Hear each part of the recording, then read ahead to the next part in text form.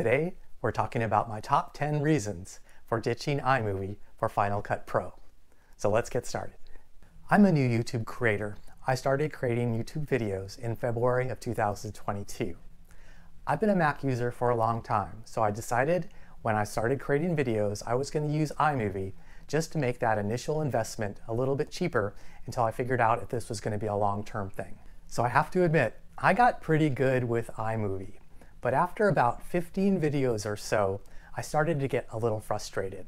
You see, iMovie limits the number of video tracks that you can use. And there was a couple of videos where I really needed 3 video tracks and I could only have 2. And so for that reason, I decided I was going to give Final Cut a shot. So after using Final Cut Pro for about 2.5 months, I thought it would be helpful to others if I could create a video talking about my top 10 reasons for moving from Final Cut Pro to iMovie.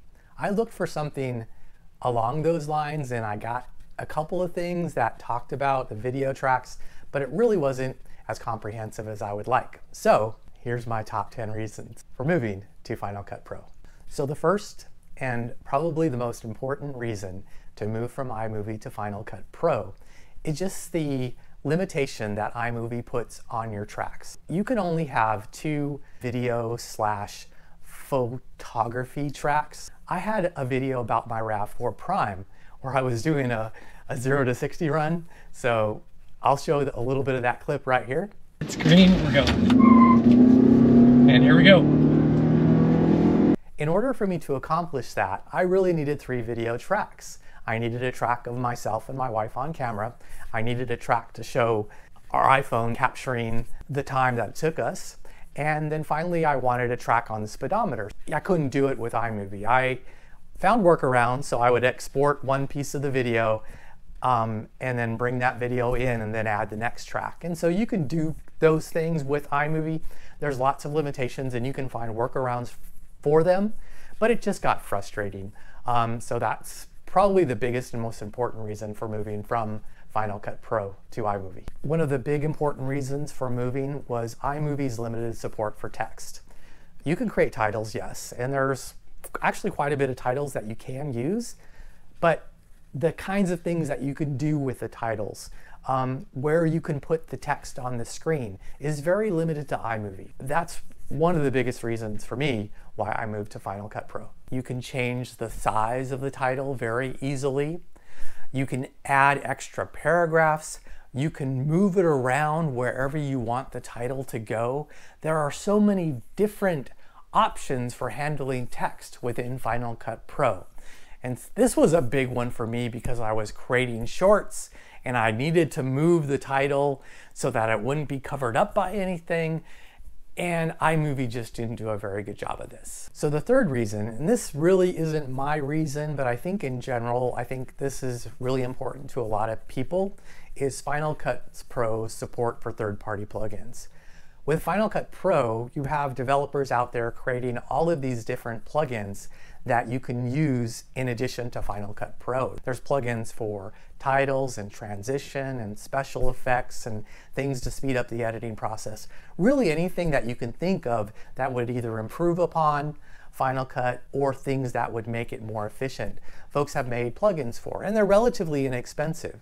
So the fourth reason is iMovie's improved support for both color correction and audio correction. I am not a photographer, I'm not an audio guy, but iMovie was very limited in things that it can do in correcting my videos, the color in my videos, as well as the audio, and I was frustrated. Final Cut Pro does a much better job in improving upon this, and I use, even though I'm a relatively new video editor, video creator, I use Final Cut Pro's color correction all the time just to get things a little bit more precise and to look a little bit better. And I also use the audio corrections all the time to remove background noise, for making voice a little bit clearer. So those things that you can do in Final Cut Pro are much improved over iMovie. So my fifth reason for ditching iMovie for Final Cut, and this was actually pretty much, I think, my top reason, but when I was showing this to my wife, she made me move it down the list. So yes, I do listen to my wife. So the fifth reason that I'm putting down is the ability of trying Final Cut Pro for free. So there are other products that out there that will let you either try like a limited version of their product, or will let you use their product for 30 days, but then they'll put watermarks, in your video, so you really can't use it. But Final Cut Pro gives you the full version of the product for 90 days to evaluate. And if you decide that you want to use it, you can purchase it and then just start using it. If you decide that it isn't really your cup of tea, and if you want to go back to iMovie, no harm, no foul, you can continue using iMovie for free. So that's really great. And it let me try out Final Cut without any worries about if I didn't like it, if it was just too difficult to learn, that I could go back to using iMovie. And so I think that's really terrific that Apple lets you do that. So my sixth reason is that Final Cut Pro lets you edit and put your video files directly on an internal or external drive. With iMovie, you could import the video files, but it would put everything into your media library. And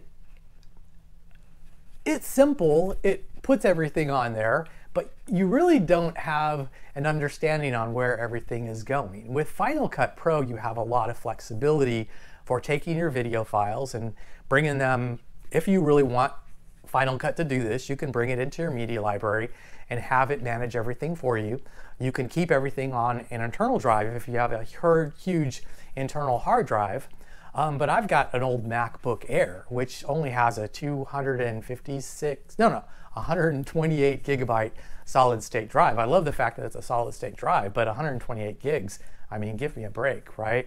So, but with Final Cut, I bought a large external solid state drive, and I put all of my video files on there, and I can edit directly from that location.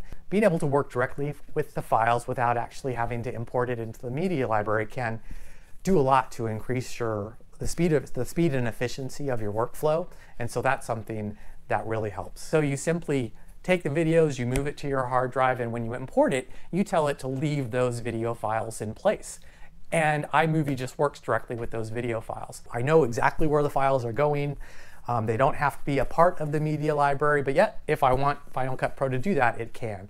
And so I find that really terrific. And so if you are limited on internal hard drive space, that's a great option for you. My seventh reason for moving is that the interface in Final Cut Pro is very flexible and adaptable. You can customize it to however you need to use it. You can really drag the interface and change how large the video preview is, how large the media area is, how large the timeline is. So you have a lot of flexibility for rearranging your workspace, and so that's really cool. You can have dedicated workspaces specific for certain editing tasks. So if you want to do color correction, there's a separate color correction workspace specifically for that. If you need to do audio corrections, you can create a workspace for that. It's just very flexible and adaptable. One of the things that drove me crazy about iMovie was that I couldn't change any of those things. The audio WAV files were always too small in iMovie, so I really couldn't see exactly what I was doing. But with Final Cut Pro, it lets you change things as you need to. But you have different options, so you can just see the audio if you want it. You can actually have the picture of the video files bigger. So there's like 6 different options that you can choose from. And once you choose one of those options, then you can modify how big that area looks. And that's terrific. My 8th reason, and this is actually towards the bottom of my list, but for me it was actually really important.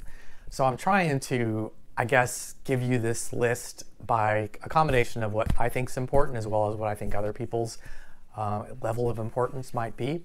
But it was really Final Cut support for proxy files. Now, I never knew what a proxy file was when I started creating videos. I had no clue. But you can think of a proxy file as a low resolution version of a high resolution video file. And why this was important to me is I had gotten a brand new Hero 10 as part of my creating videos. And I was initially just kind of shooting stuff on my iPhone, but I wanted take a lot of hiking videos, and so it was that video stabilization was really important to me.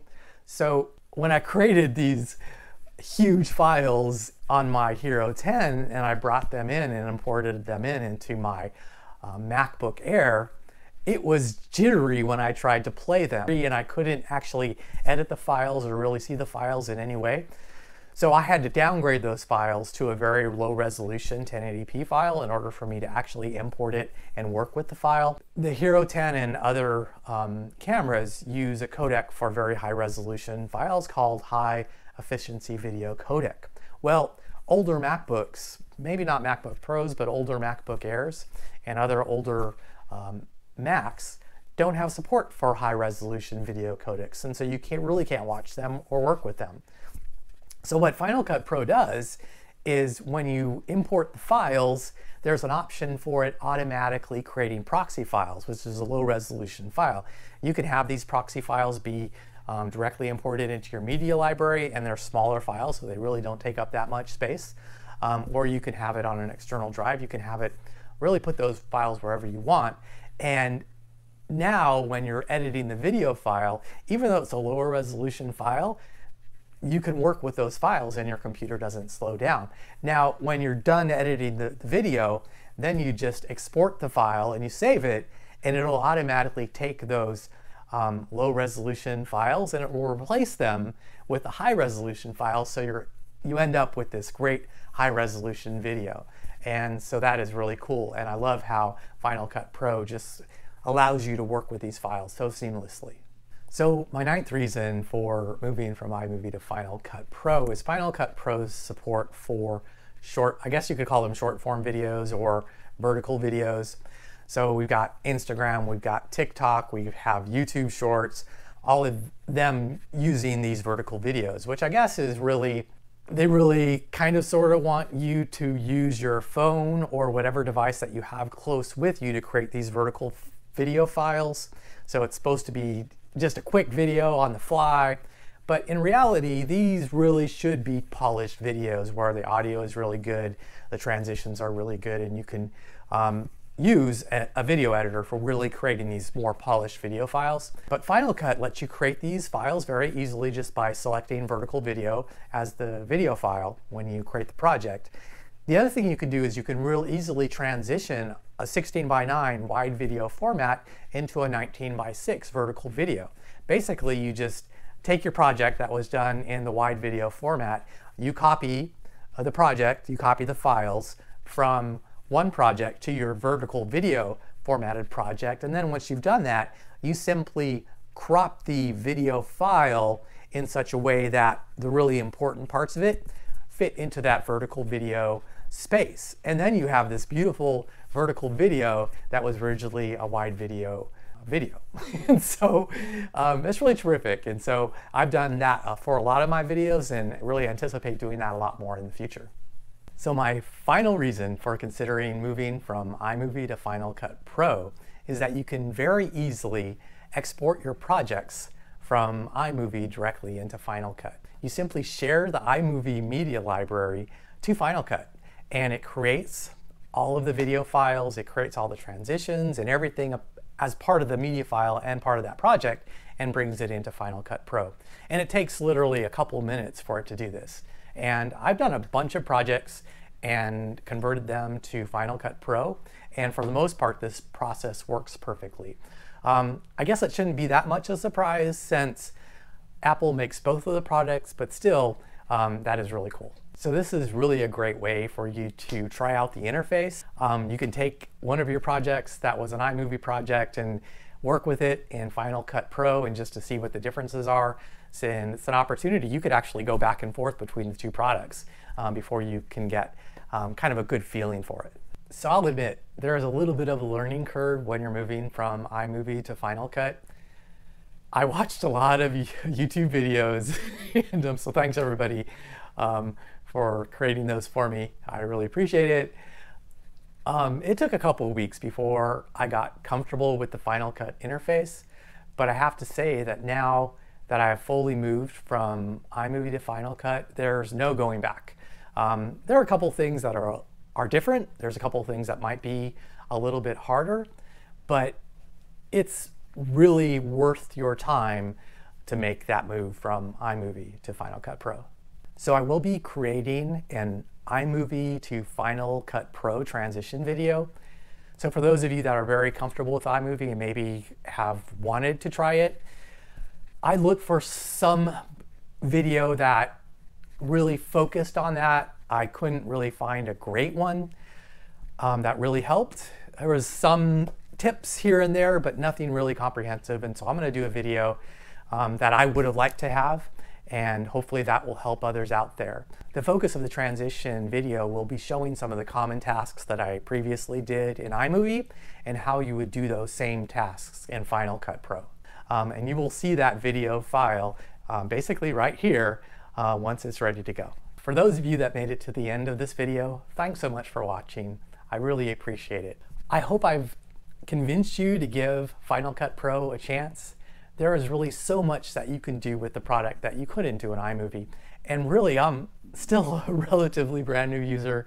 I never got any formal training on the product, so I'm really just brushing the surface and learning new stuff every day. As always, if you got some value from this video, please consider liking it, as well as subscribing to my channel. I really hope to see you again very soon.